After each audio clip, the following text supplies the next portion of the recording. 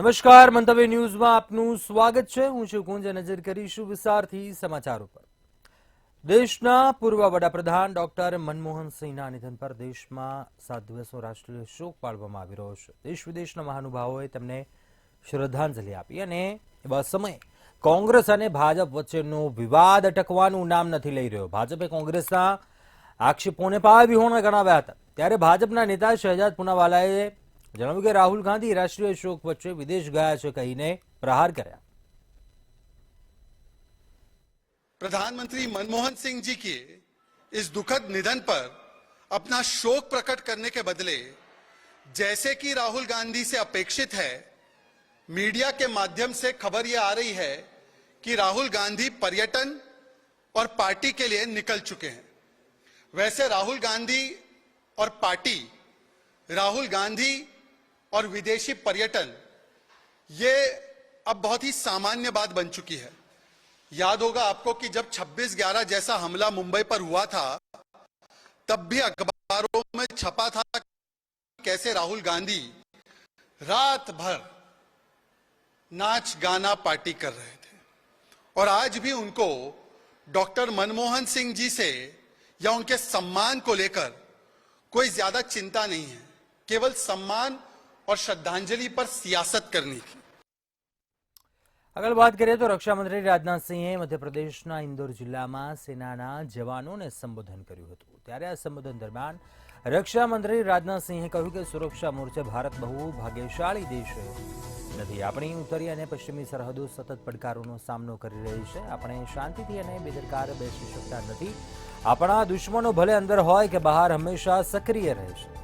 જ્યારે રાજનાથે વધુમાં કહ્યું કે આ સંજોગોમાં આપણે તેમની ગતિવિધિઓ પર ચાંપતી નજર રાખવી જોઈએ. તેમની સામે યોગ્ય સમયે વધુ સારા અને અસરકારક પગલાં લેવા જોઈએ.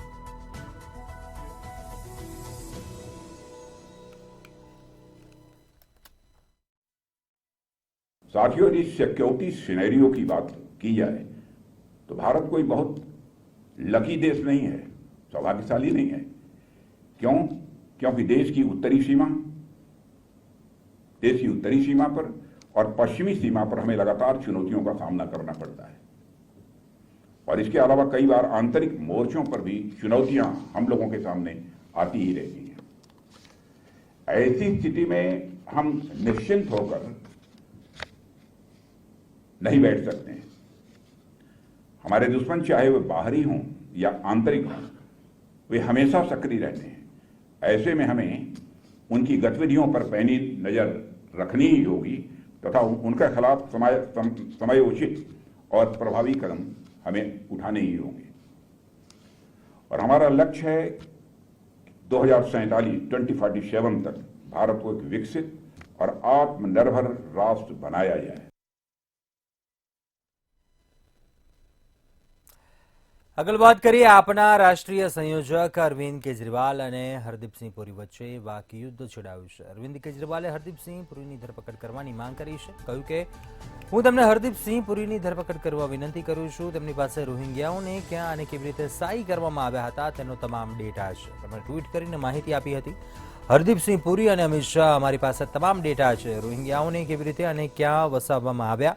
ઉલ્લેખનીય છે કે કેન્દ્રીય મંત્રી હરદીપસિંહ પુરીએ રવિવારે અરવિંદ કેજરીવાલ પર પાર્ટીની કલ્યાણકારી યોજનાઓને લઈને પ્રહારો કર્યા હતા અને દિલ્હીના પૂર્વ મુખ્યમંત્રી પર લોકોને છેતર્યા હોવાનો આરોપ લગાવ્યો હતો. હરદીપ પુરીએ દાવો કર્યો કે મહિલા સન્માન યોજના અને સંજીવની યોજનામાં યોગ્ય બજેટની જોગવાઈઓ અને કેબિનેટની મંજૂરીનો અભાવ છે.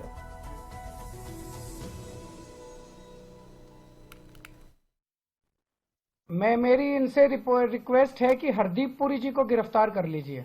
उनके पास सारा डेटा है, कहां कहां उन्होंने रोहिंग्यों को बसाया, उन्होंने ट्वीट करके बताया है. ये इतनी मेहनत कर रहे हैं, जरूरत क्या है, नौटंकी क्यों कर रहे हैं? हरदीप पुरी जी के पास और अमित शाह जी के पास सारा डेटा है, कहां किस रोहिंग्या को बसाया, वहां उसको कर लो गिरफ्तार. ऐसी नौटंकी मचा रखी है, मतलब इन्होंने कोई देश चलाना थोड़ी है. सुबह से शाम तक नाटक करते रहते हैं ये लोग. बहुत बहुत शुक्रिया. સમાજવાદી પાર્ટીના વડા અખિલેશ યાદવનું નિવેદન સામે આવ્યું. જણાવ્યું કે ઉત્તર પ્રદેશના મુખ્યમંત્રીના સત્તાવાર નિવાસસ્થાનની નીચે એક શિવલિંગ છે અને તેણે કહ્યું કે તેનું ખોદકામ કરવું જોઈએ. લખનૌમાં પત્રકારોને સંબોધન કરતી વખતે આ નિવેદન આપ્યું હતું. मुख्यमंत्री आवास में भी शिवलिंग है, इसकी भी खुदाई होनी चाहिए। सच में हमारा मानना है, हमारा भरोसा है कि वहां पर एक शिवलिंग है, उसकी खुदाई के लिए हम सब लोगों को तैयारी करनी चाहिए। और मैं तो अपने पत्रकार साथियों से कहूंगा कि आप लोग आगे आगे चलो, हम आगे पीछे पीछे चलेंगे, क्योंकि आपको लौट ही नहीं दूंगा मैं पीछे।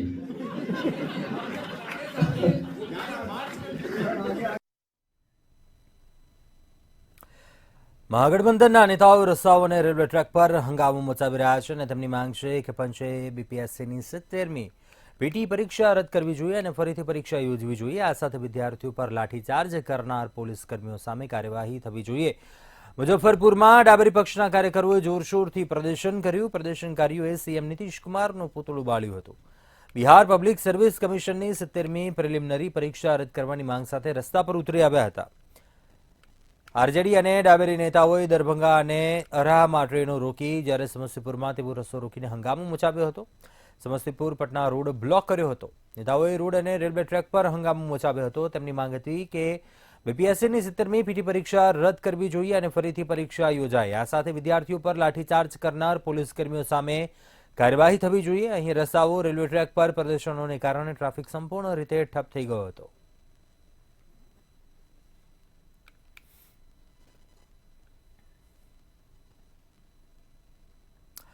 રાજસ્થાનના કોટપુટલીમાં 700 ફૂટ ઊંડા બોરવેલમાં ફસાયેલા ચેતના પાસે બચાવ ટીમ પહોંચી ગઈ છે. કામગીરી ચાલુ છે, જ્યારે 28 ડિસેમ્બરે ચેતનાના પરિવાર અને ગ્રામજનોએ વહીવટી તંત્ર પર બેદરકારીનો આરોપ લગાવ્યો હતો. શું છે સમગ્ર મામલો? હાલ ઓપરેશન ચેતના કેટલે પહોંચ્યું છે, જોઈએ આ ખાસ રિપોર્ટમાં. રાજસ્થાનના કોટપુટલીમાં 700 ફૂટ ઊંડા બોરવેલમાં ફસાયેલા ચેતના પાસે બચાવ ટીમ પહોંચી ગઈ છે. લગભગ 170 ફૂટની ઊંડાઈ પર હાજર ટીમના કમાન્ડરનો દાવો છે કે તેઓ થોડાક જ કલાકોમાં ચેતના સુધી પહોંચી જશે. એનડીઆરએફના જવાનોએ સોમવારે સવારે 6:30 વાગ્યા સુધીમાં લગભગ 7 ફૂટ લાંબી સુરંગ ખોદી નીકાળી હતી. હવે માત્ર 1.5 ફૂટ પહોળો ખડક ડ્રીલ કરવાનો બાકી હતો.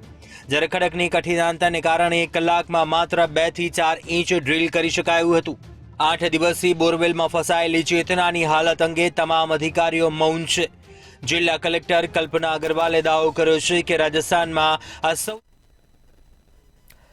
આગળ વાત કરીએ 13મી જાન્યુઆરીથી ઉત્તર પ્રદેશના પ્રયાગરાજમાં મહાકુંભનું આયોજન કરવામાં આવી રહ્યું છે. અને આ પહેલા ભારતીય ટીમના પૂર્વ ક્રિકેટર મોહમ્મદ કૈફ પ્રયાગરાજ પહોંચ્યા હતા. તેમણે યમુનામાં ડૂબકી પણ લગાવી હતી, જેનો video social media platform x પર શેર કર્યો હતો. વિડીયો પોસ્ટ કરતી વખતે આ મોહમ્મદ કૈફ એક ફની કેપ્શન પણ લખી છે, જેના પર ફેન્સ કોમેન્ટ પણ કરી રહ્યા છે. કૈફે આ વિડીયોમાં લખ્યું છે કે તેમણે આ યમુનાજીમાં જ સ્વિમિંગ શીખ્યું છે અને આ સમયે મોહમ્મદ કૈફનો પુત્ર પણ બોટમાં બેઠેલો જોવા મળે છે.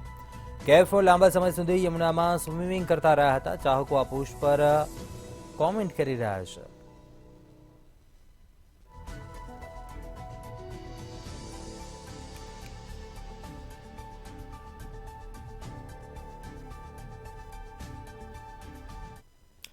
ભારતીય આર્મીએ પૂર્વ લદ્દાખમાં 14,300 ફૂટની ઊંચાઈ પર સ્થિત પેંગોંગ લેકના કિનારે મરાઠા યોદ્ધા છત્રપતિ શિવાજી મહારાજની ભવ્ય પ્રતિમા સ્થાપિત કરી છે.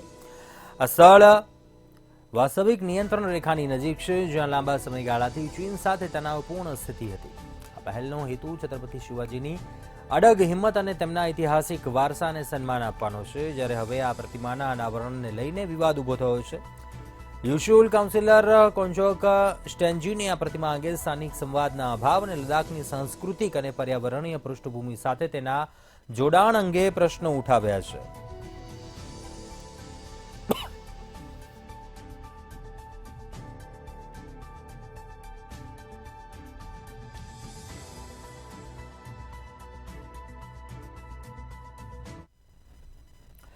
કેન્દ્ર સરકાર પાસે વિવિધ માંગણીઓને લઈને ખેડૂત સંગઠનોએ પંજાબમાં આજે બંધનું એલાન આપ્યું હતું. ત્યારે ખેડૂતોના પંજાબ બંધની મોટી અસર રેલ સેવા પર જોવા મળી રહી છે. ખેડૂતોના વિરોધને કારણે 163 ટ્રેનો કેન્સલ કરવામાં આવી, જ્યારે 19 ટ્રેનોને ટૂંકા ગાળા માટે રદ કરાઈ છે. જ્યારે 15 ટ્રેનો મોડી ચાલી રહી છે, જ્યારે 9 ટ્રેનો રોકવામાં આવી, તેમજ રોકવામાં આવેલી ટ્રેનોને એવા સ્થળોએ રોકવામાં આવશે, જ્યાં મુસાફરોને કોઈ અસુવિધાનો સામનો ન કરવો પડે. તો આ સાથે જ પંજાબમાં ખેડૂતોના બંધના એલાનને પગલે 200થી વધુ રસ્તાઓ પણ બ્લોક થયા છે. તેમજ મોહાલી એરપોર્ટ રોડ પણ બ્લોક થયો છે. ઉલ્લેખનીય છે કે ખેડૂત સંગઠનોએ આજે 10 કલાકનો બંધ પાળ્યો હતો. આ બંધ સાંજે 4 વાગ્યા સુધી ચાલુ રહ્યો હતો.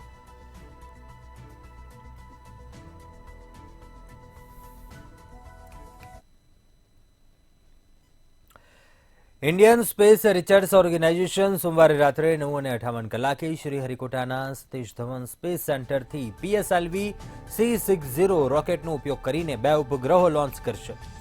આ મિશન ભારત માટે ખૂબ જ મહત્વપૂર્ણ છે, કારણ કે તેના દ્વારા ભારત એવા દેશોની યાદીમાં સામેલ થઈ જશે કે જેમણે અવકાશમાં ડોકિંગ અને અનડોકિંગ ટેકનોલોજીનું સફળતાપૂર્વક પરીક્ષણ કર્યું છે.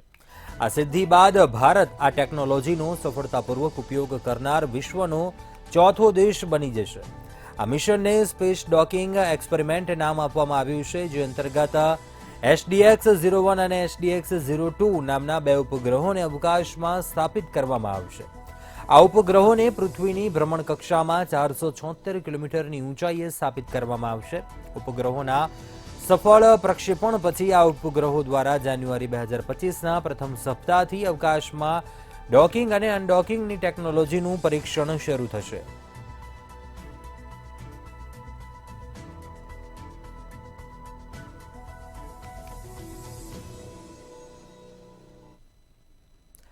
ઉત્તર પ્રદેશના હાથરસમાં એક ભયાનક માર્ગ અકસ્માત સર્જાયો હતો, જેને લઈ અફરાતફરી મચી હતી. હાઈ સ્પીડને કારણે એક વ્યક્તિનો જીવ ગયો હતો.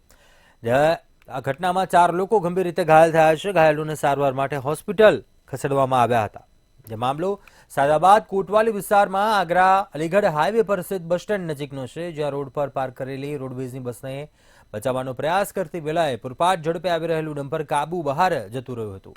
આ ડમ્પરની સ્પીડ એટલું વધારે હતી કે ચાલકે તેના પરથી કાબુ ગુમાવ્યો હતો, જે બાદ રસ્તા પર ચારે તરફ તબાહીનું દ્રશ્ય જોવા મળ્યું હતું. અકસ્માતના CCTV સામે આવ્યા છે.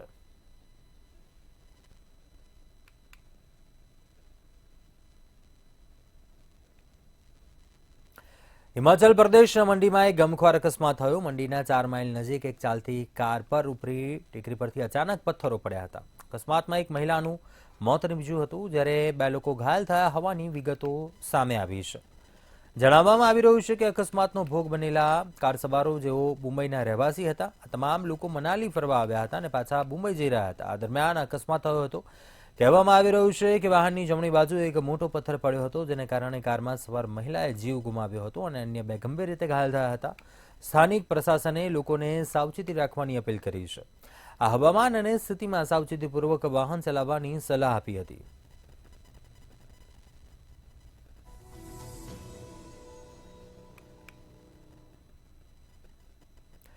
બિહારની રાજધાની પટનામાં પોલીસે BPS ઉમેદવાર ઉપર લાઠીચાર્જ કર્યો હતો.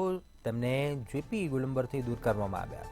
તેઓ તેમની માંગણીઓને લઈને છેલ્લા ઘણા દિવસોથી વિરોધ પ્રદર્શન કરી રહ્યા છે. તેઓ નીતિશ કુમાર સરકાર સાથે મંત્રણા કરવાના ઇરાદાથી ગાંધી મેદાનમાંથી બહાર આવ્યા હતા, પરંતુ વચ્ચે બેરિકેડ લગાવીને તેમને રોકવાનો પ્રયાસ કરવામાં આવ્યો, પરંતુ ઉમેદવારો અટક્યા ન હતા અને બેરિકેડ તોડીને આગળ વધ્યા હતા. ત્યારે તેઓ આખરે JP ગોલંબર પહોંચ્યા હતા, ત્યારે પોલીસે તેમના પર વોટર કેનનથી પાણીનો મારો ચલાવ્યો હતો. જે વિડીયો સામે આવ્યા છે તેમાં જોઈ શકાય છે કે કેવી રીતે ઉમેદવારો પર વોટર કેનનનો ઉપયોગ કરવામાં આવી રહ્યો છે. ઠંડીના વાતાવરણમાં તેઓ તેમની માંગણીઓને લઈને છેલ્લા ઘણા દિવસોથી વિરોધ પ્રદર્શન કરી રહ્યા છે.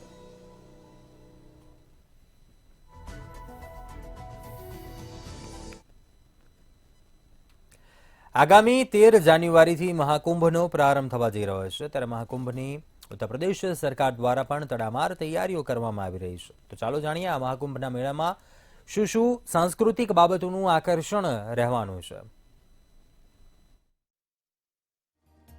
મહાકુંભની ઉત્તર પ્રદેશ સરકાર દ્વારા તૈયારીઓ. આગામી 13 જાન્યુઆરીથી થશે મહાકુંભનો પ્રારંભ. મહાકુંભમાં 40 કરોડથી વધુ લોકો ઉમટે તેવી અપેક્ષા. 13મી જાન્યુઆરીથી 26મી ફેબ્રુઆરી દરમિયાન યોજાશે મહાકુંભ. યુપી મંડપમાં સાંસ્કૃતિક કાર્યક્રમોનું પણ આયોજન કરાયું.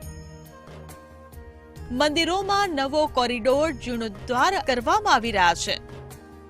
પ્રયાગરાજમાં મહાકુંભ 2025 માટે ઉત્તર પ્રદેશ સરકાર તડામાર તૈયારીઓ કરી રહી છે.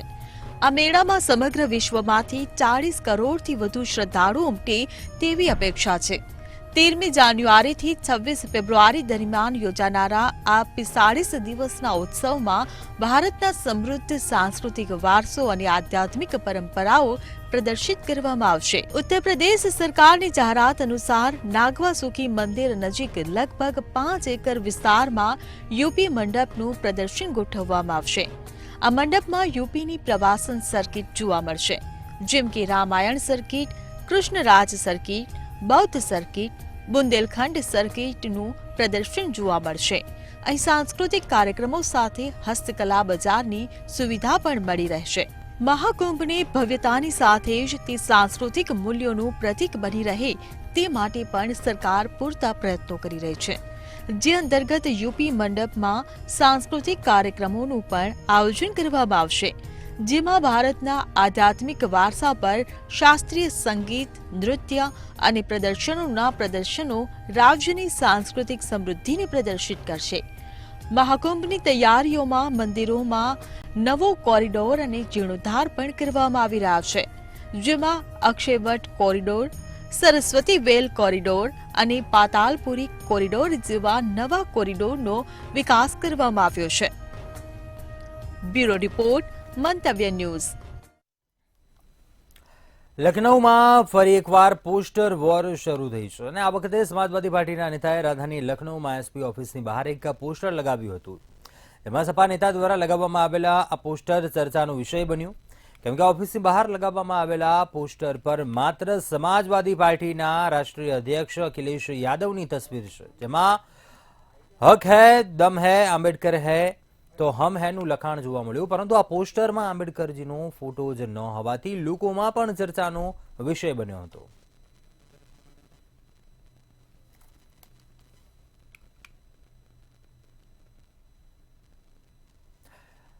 આગળ વાત કરીએ, રાજસ્થાનમાં બોરિંગ દરમિયાન અચાનક પાણીનો પ્રચંડ ફુવારો થયો હતો. રણ પ્રદેશમાં અચાનક આટલો પાણીનો પ્રવાહ લોકો માટે ચર્ચાનું કેન્દ્ર બન્યો. મળતી માહિતી પ્રમાણે રાજસ્થાનના મોહનગઢ નહેર વિસ્તારમાં એક ખેડૂતના ખેતરમાં બોરવેલ બનાવવા માટે ડ્રિલિંગ મશીન શરૂ કરાયું હતું. જોકે થોડા ઊંડે સુધી બોર કર્યા બાદ અચાનક જ પાણીનો એટલો પ્રચંડ ફુવારો થયો કે સમગ્ર વિસ્તાર જળબંબાકાર થઈ ગયો. 22 ટન વજનનું ડ્રિલિંગ મશીન આ ખાડામાં ડૂબવા લાગ્યું હતું. નવાઈની વાત એ છે કે 15 ફૂટ જેટલો ઊંચો ફુવારો થઈ રહ્યો છે. 30 કલાક બાદ પણ પાણીનો પ્રવાહ અટક્યો ન હતો, જેને કારણે આસપાસમાં હવે ભયનો માહોલ ફેલાવા લાગ્યો. તો બીજી તરફ તંત્ર દ્વારા અહીં બંદોબસ્ત ગોઠવી દેવાયો હતો.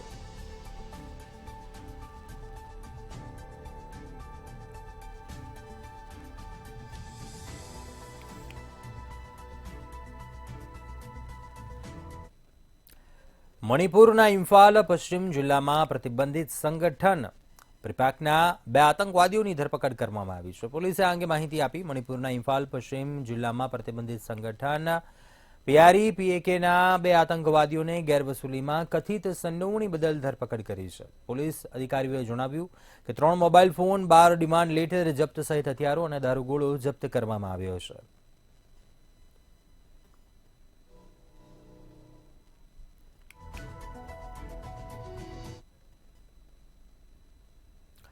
ઉત્તર પશ્ચિમ ભારતમાં આગામી 2 થી 3 દિવસ ગાઢ ધુમ્મસ જોવા મળશે. હવામાન વિભાગે જણાવ્યું કે ઉત્તર પ્રદેશમાં આગામી 5 દિવસમાં લઘુત્તમ તાપમાનમાં 6 ડિગ્રીનો ઘટાડો જોવા મળશે.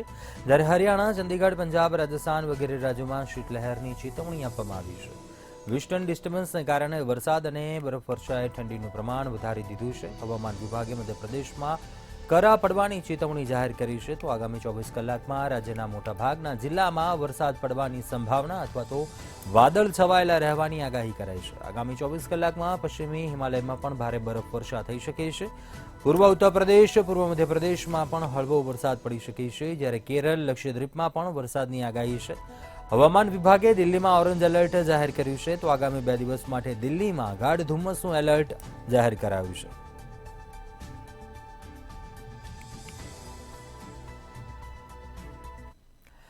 દક્ષિણ ઇથોપિયામાં નેશનલ હાઈવે પર એક ભયાનક માર્ગ અકસ્માત સર્જાયો, જેમાં 66 લોકોના મૃત્યુ નિપજ્યા હોવાનું સામે આવ્યું.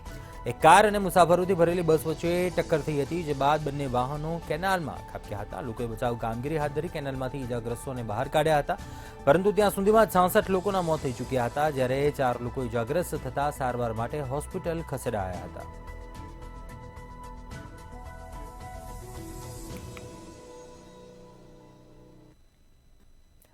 ગીર સોમનાથ જિલ્લામાં જિલ્લા ટ્રાફિક પોલીસ દ્વારા વાહન ચાલકો સામે લાલાંક કરવામાં આવી છે. સૂત્રાપાડા કોડીનાર હાઈવે પર ટ્રાફિક પોલીસે સઘન ચેકિંગની કામગીરી હાથ ધરી, જેમાં જે વાહન ચાલકો પાસે લાયસન્સ, પીયુસી અને હેલ્મેટ ન હોય તે વાહન ચાલકો પાસેથી સ્થળ ઉપર જ દંડ વસૂલવામાં આવ્યો હતો. પોલીસ દ્વારા 11,000ના દંડની વસૂલાત કરવામાં આવી હતી, તેમજ 3 ઇસમો વિરુદ્ધ કડક કાર્યવાહી કરી ગુનો દાખલ કરવામાં આવ્યો હતો.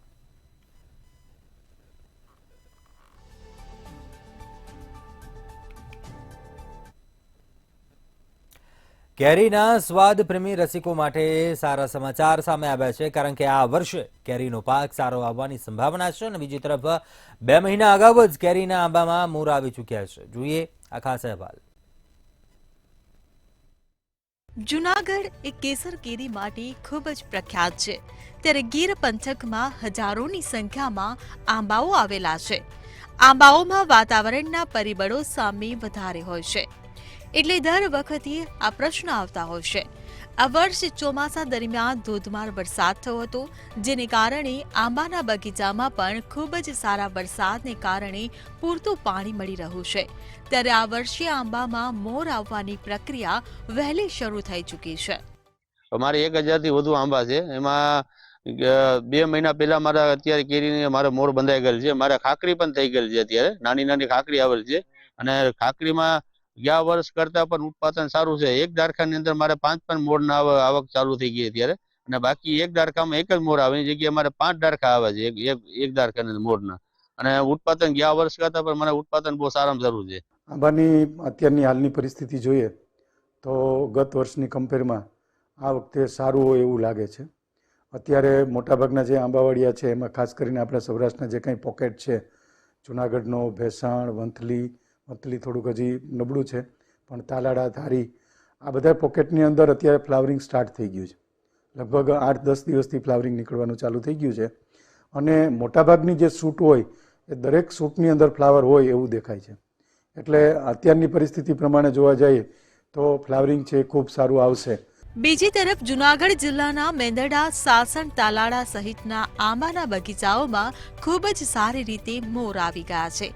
અને આ વર્ષે બગીચા ધારકોનું કહેવું છે કે દર વર્ષે માત્ર એક જ ડાળીમાં એક જ મોર આવતા હોય છે, પરંતુ આ વખતે પ્રથમ વખત એવું બન્યું છે કે એક જ ડાળીમાં 5 મોર આવ્યા છે. ઘણા આંબાઓમાં ખાખડી એટલે કે નાની કેરી આવી ચૂકી છે, અને તેનું બંધારણ જો વાતાવરણ આવું જ રહ્યું તો ખૂબ જ સારું રહેશે, અને તેનું ઉત્પાદન પણ ગત વર્ષ કરતા 30 થી 35% જેટલું વધારે રહેશે તેવી આશા વ્યક્ત કરાય છે. બ્યુરો રિપોર્ટ, મંતવ્ય ન્યૂઝ. મહેસાણા શહેર ભાજપ પ્રમુખ તરીકે કિરણસિંહ રાણાની વરણી થતા તેમના વતન ખેરાલુના મુંદ્રપુર ગામે તેમનો સત્કાર સમારંભ યોજવામાં આવ્યો હતો. આ સમારંભમાં મોટી સંખ્યામાં ગ્રામજનો હાજર રહ્યા હતા, અને કિરણસિંહ રાણાને ફૂલહાર અને સાલ ઓઢારી ગ્રામજનો તેમજ આગેવાનોએ સ્વાગત કર્યું હતું.